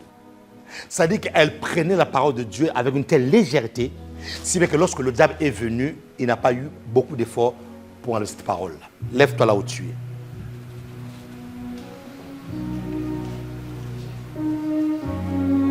C'est à cause d'une parole qui n'a pas été gardée et d'une autre parole qui a été sémée dans l'esprit qu'aujourd'hui, les femmes qui accouchaient avec une douleur raisonnable, que les douleurs d'enfantement ont été augmentées. C'est à cause d'une parole qui n'a pas été gardée, qu'une autre parole a été sémée, que l'homme qui travaillait, où le travail était une joie pour lui, maintenant il peut travailler, manger à la sueur de son front. Alors que l'homme ne mangeait pas à la sueur de son front. L'homme mangeait naturellement sans problème. Il n'avait pas d'effort à faire pour manger. C'est à cause d'une seule parole qui est entrée dans l'esprit et qui a changé toute la donne que le sol de l'homme a été maudit. Mon ami, je ne sais pas si vous vous rendez compte que le sol de l'homme a été maudit et que la production de l'homme ne pouvait plus sortir à cause d'une parole qui a remplacé la parole de Dieu. Je veux que vous puissiez vous rendre compte de ça. Qu'est-ce que Dieu t'avait dit? Si tu ne gardes pas cette parole-là, ton sol ne risque pas de produire. Si tu ne gardes pas cette parole-là, les douleurs de l'enfantement risquent d'augmenter. Si tu ne gardes pas cette parole-là, tu risques de manger à la sueur de ton front. Vous voyez les conséquences? Pourquoi? Parce qu'à cause d'une parole qui n'a pas été gardée, à cause de l'accessibilité à ton esprit, ta vie est capable de changer en mal. Mais nous prions aujourd'hui, garde tes mains levées. Que Dieu te garde par sa parole.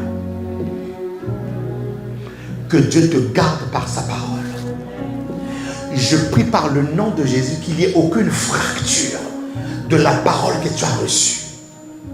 Et je vais te dire une chose, même si cette parole tarde, reste à ton poste. Attends de voir la gloire de Dieu.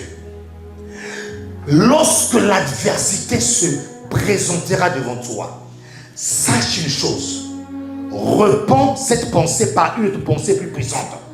Ne laisse pas cette pensée venir miner cette parole, venir fracturer cette parole.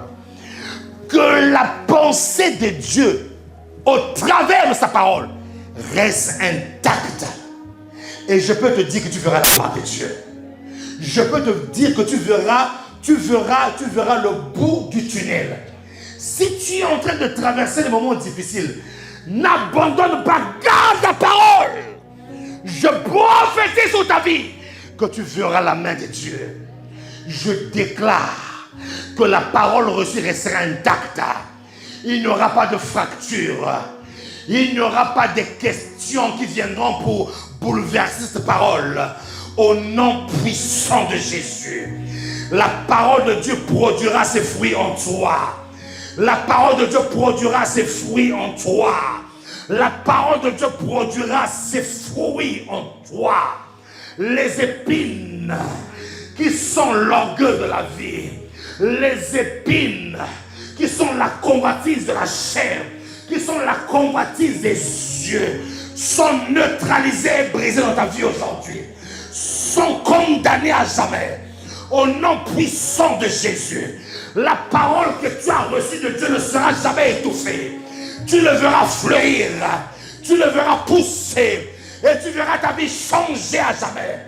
Au nom puissant de Jésus, que 1000 tombent à ta gauche, 10 000 à ta droite, tu ne seras pas atteint. au nom de Jésus-Christ de Nazareth. Ils viendront frapper à ta porte et ils trouveront le lion de la tribu de Juda. Ils te mettront dans le feu et ils verront le 4e homme apparaître dans ta destinée.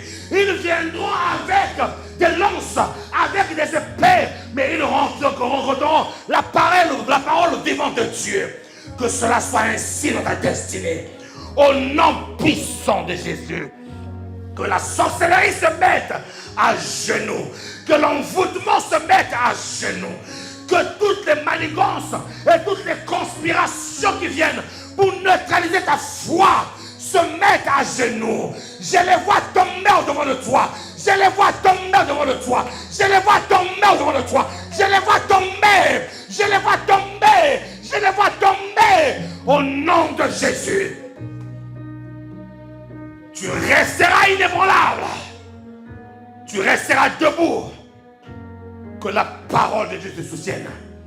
Que la parole de Dieu fasse de toi un champion. Que la parole de Dieu fasse de toi une championne. Que la parole de Dieu fasse de toi une personne qui traversera les mers sans se noyer. Qui traversera des collines sans tomber. Qui traversera même dans les fossés sans être enterré. Reçois cela au nom puissant de Jésus le Christ de Nazareth. Le logiciel de ta vie ne sera pas changé. Le logiciel de la parole qui a été sémée en toi ne sera pas changé. Le logiciel de la parole prophétique que tu as reçu de Dieu ne changera pas. La parole prophétique a pour but, a pour mission de s'accomplir.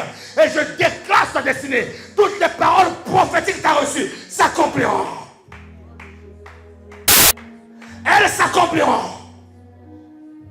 Elles s'accompliront. Que tous les voleurs de destinée qui veulent toucher à ta parole donnée, qu'ils brûlent. Que le feu descende et brûle. Que le feu descende et brûle. Que le feu descende et brûle. Que le feu descende et brûle. Que le feu descende et brûle. Woo. My goodness. Tu ne seras pas atteint. La parole te garde. Tu n'abandonneras pas la foi. La parole te garde. Tu iras jusqu'au bout. Parce que la parole te garde. Et il n'y aura aucune fracture dans cette parole. Toutes les semences que Dieu n'a pas plantées commencent à être déracinées. Toutes les semences que Dieu n'a pas plantées commencent à être déracinées. Maintenant, au son de ma voix, lâchez prise. Lâchez prise. Lâchez prise. Lâchez prise. Au nom de Jésus, de Christ. De Nazareth. De la même manière que le frère l'a apporté son enfant, frère Merveille. Merveille, regarde-moi. Porte ton enfant. J'annule tout esprit de mort dans la vie de cet enfant. Je déclare que cet enfant vivra. Il accomplira les destinées de Dieu. Toute maladie, tout sommeil qui a été perturbé, je l'annule maintenant. Au nom de Jésus. J'annule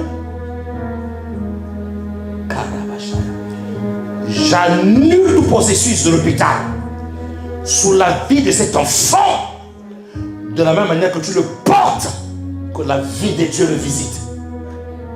La vie de Dieu le visite. Que tous les accès, les portes qui ont été ouvertes soient fermées. Au nom de Jésus. J'appelle le Zoé de Dieu. J'appelle le Zoé de Dieu. J'appelle le Zoé de Dieu.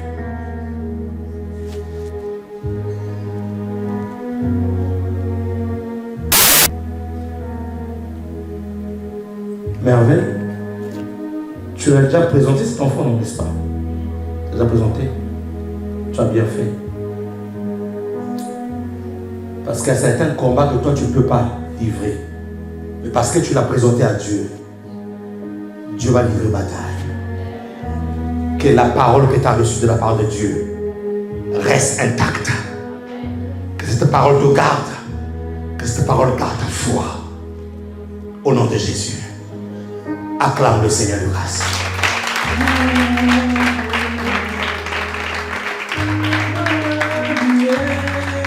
Acclame Jésus. Ta nuée descend sur nous. Bravo. Bravo.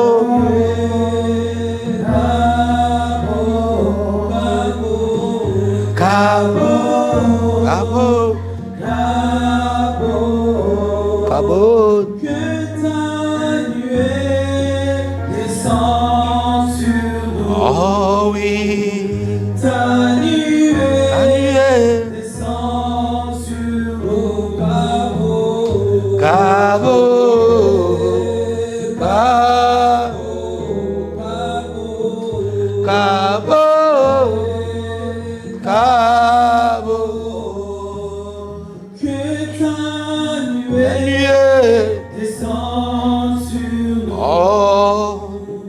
Ta nuée descend sur nous. Bravo.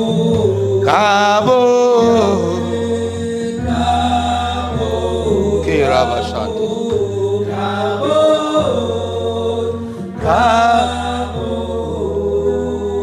Père, nous prenons ton corps et nous prenons ton sang avec action de grâce.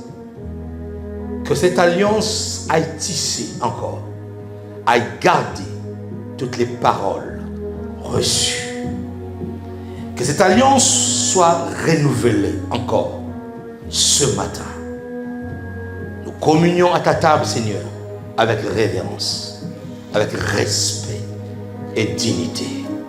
Tout en nous souvenant que l'homme de 33 ans a donné sa vie pour nous.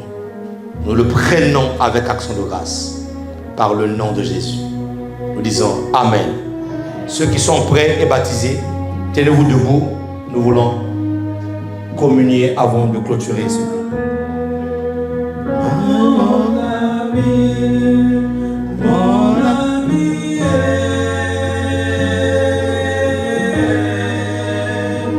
mon ami, Mon ami. mon ami, Merci Seigneur. mon ami,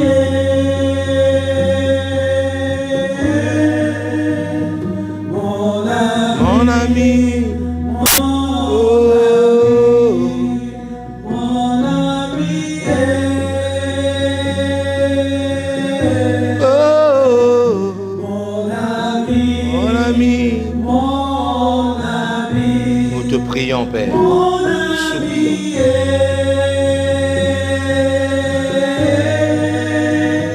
Mon ami. mon ami, tu es Emmanuel, Merci Seigneur. Emmanuel, mon ami, Emmanuel, mon ami. Celui qui a donné sa vie, Ton amour me suffit. celui qui a donné son sang. Tu me suffis, mon ami. Tu me suffis, mon ami. Tu es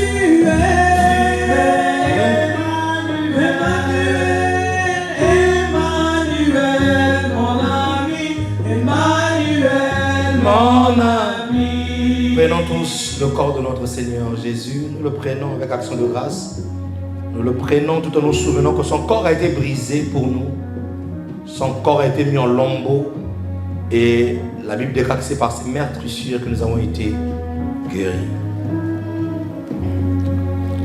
Seigneur, guéris-nous.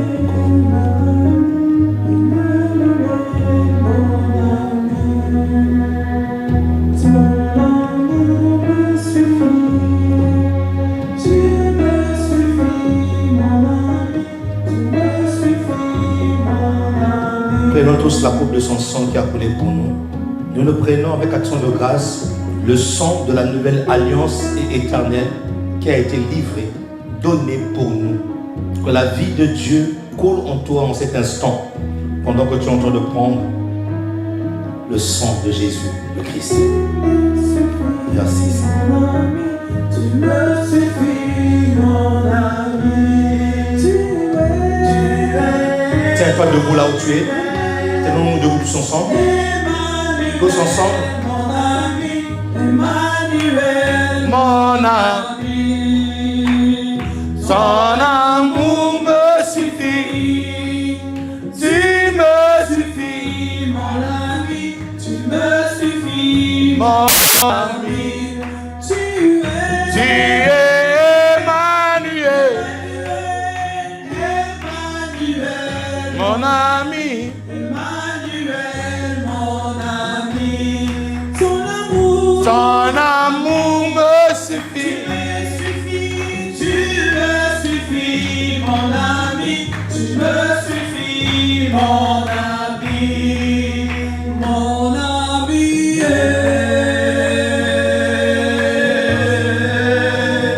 Mon ami, mon ami, mon ami. Oh, qui peut acclamer le Seigneur ici? Merci Jésus, merci. Amen. Nous voulons recevoir toutes les personnes qui sont venues pour la première fois dans cette communauté. Levez simplement les mains là où vous êtes et nous voulons bénir Dieu pour vos vies.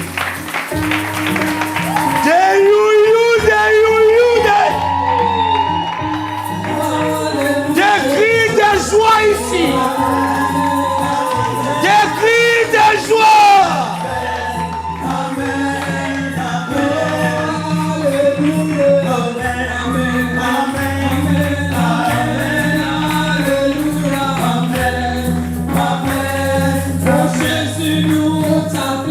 Amen. Amen. Amen. Amen. Amen. Amen. Amen. Amen. Amen. Amen. Amen. Nous sommes très heureux en tout cas de vous compter parmi nous ce matin. Alors à la fin, ne partez pas si rapidement. L'équipe d'accueil va vous retenir pendant 2 minutes pour vous parler plus amplement de l'église. Nous sommes vraiment dans la joie que vous puissiez être là.